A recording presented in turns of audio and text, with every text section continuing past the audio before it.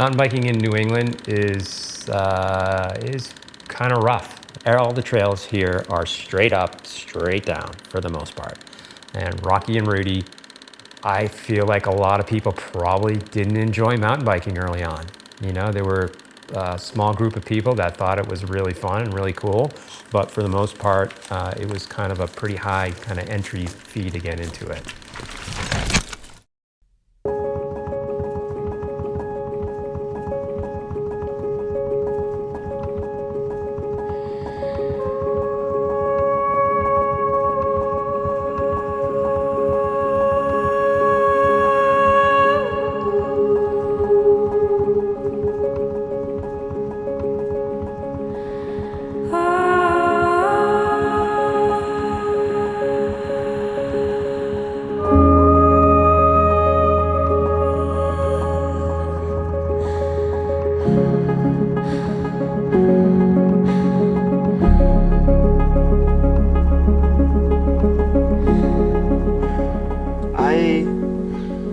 Right around here, riding all sorts of different types of trails. I thought I was pretty good. And then when I went out west and wanted to become an instructor, I attended a mountain bike 101, and it was one student, one guide, and I was shadowing. And I think I learned far more than I ever expected to. I just came away with like, this is a different sport. This is something completely different than what I was doing. I was bopping around in the woods and having a blast, don't get me wrong. But when it came to actually learning how to corner and ride and pump over rollers and keep that flow going, it was just such a different experience. And it just made me, I already loved mountain biking, but it made me fully hooked on it. 90% of the time with building trails, I just look forward to every day coming in and getting really excited about what we're doing. And my entire crew, every one of them was like, I build trails in my backyard. I can't believe that I could actually get paid to do this. And I was like, yeah, me too. And what it allows you to do is really just become a true professional at what you're building.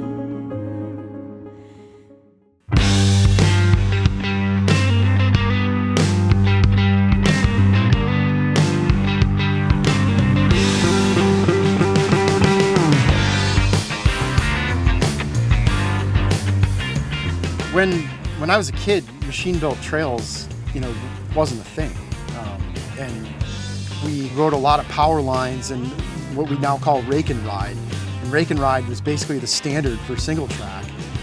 It was essentially just literally clearing a corridor of trail wide enough for a bike to ride on. And, over time it would get fairly eroded. Especially if it was a popular trail. And machine-built trails are much different. They're, more sustainable.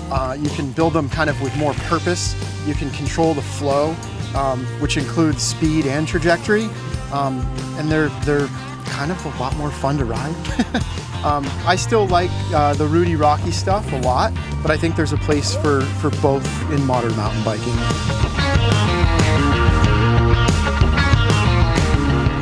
One of the things with Flow Trails is that it allows all ages to use the trail. We see kids on push bikes using the trail, but then we've also had pro-level downhill guys on the trail as well that are also having a great time.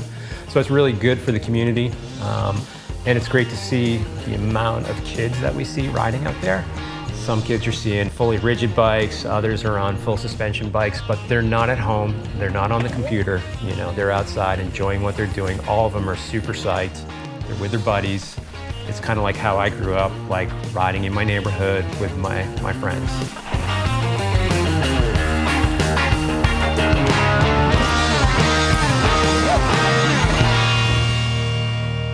It's cool because you can ride it with your kids slow and have fun, and then you can go for an adult lap and have fun too. Yeah. Yourself? Yeah, I have mine. Okay. I was worried about yours, buddy.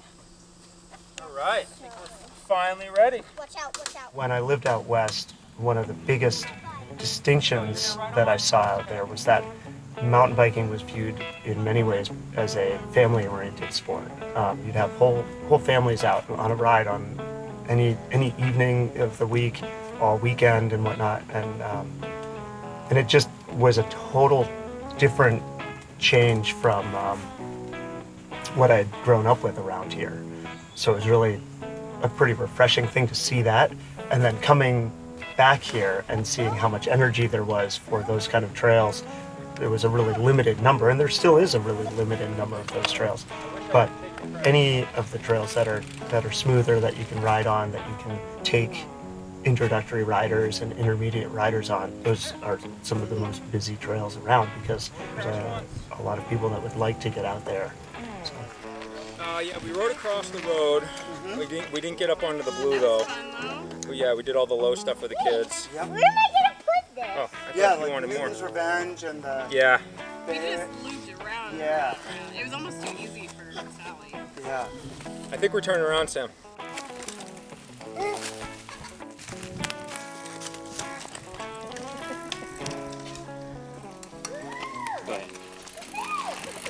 All right, break, Sam.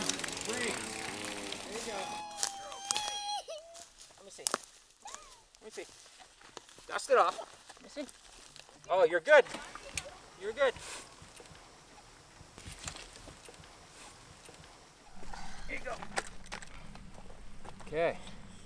Good trail coming up. I know. Right. Okay, here's a good fun spot, Sam. Brakes, bud, brakes. Oh boy.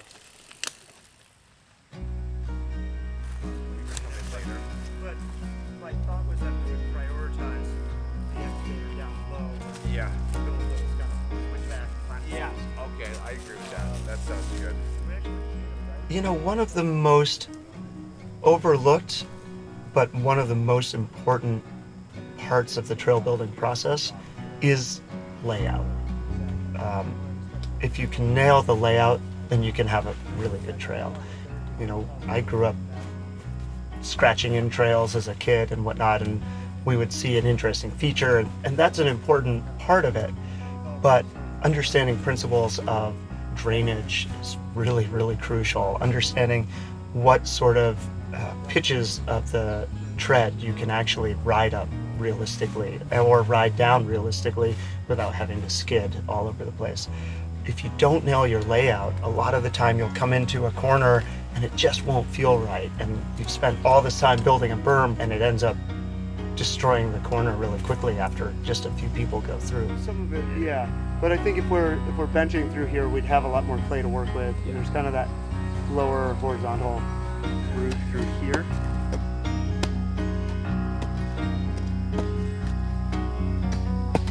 I've been cutting backyard trails like rake and rides for pretty much since I could walk. But learning how to build trails that actually flow right and just kind of blast around out here, cover some ground really quick.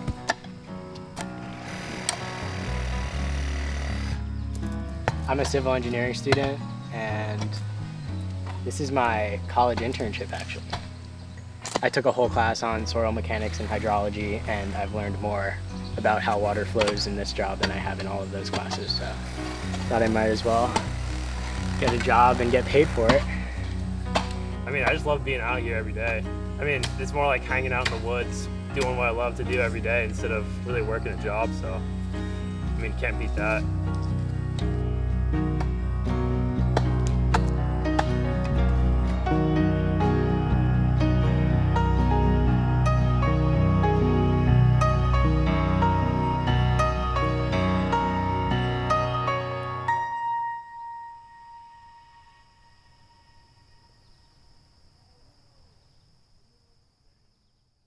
The biggest thing is make sure that as we're rolling up the things, just take a look at it. If need be, you can always walk down past an obstacle or something, and then get back on your bike.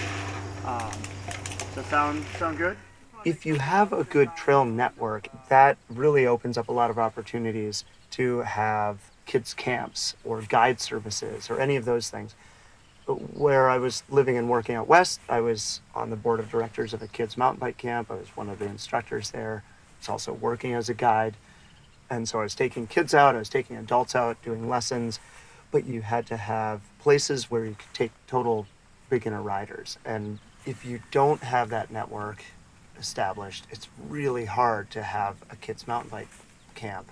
When I first moved back here, I found out about a kids mountain bike camp that had just started up, got really excited. It was a super fun time, but we only really had like maybe 2 miles of trails that were really appropriate for the kids. And the kids had a great time, but we just kind of ran out of terrain to use. So this has been one of the things that I am really excited about, is that if we are able to build more of these trails, it makes it much more viable for kids camps or guide services to exist in those areas as well.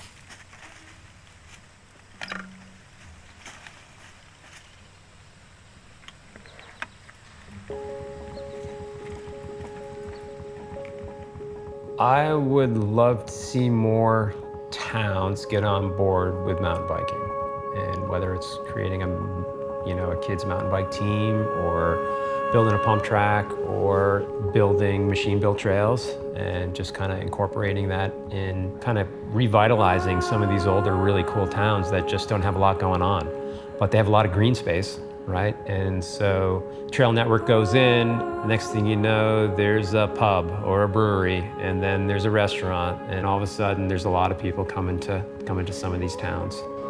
We run a project, and then all of a sudden somebody is inspired by what we did, and they're like, there's another project popping up. So it's almost like contagious, and it's been really neat to see that, because we're doing our stuff, but like there's all these other groups that have kind of like raised the bar, not only just in machine building, but like what they're willing to contribute and donate towards a project. And I think that's been pretty cool. It was really interesting moving back here and seeing how much energy there was, both with a lot of the local nonprofits that were building trails, that were getting a lot of people coming out on dig days, and seeing some of the local ski areas that had started building mountain bike parks. And yeah, I mean, I am so thankful that I'm able to basically spend so much time in the woods with other people who are equally as enthusiastic about it. And that doesn't really make me who I am per se, but it definitely is why I love doing this in particular.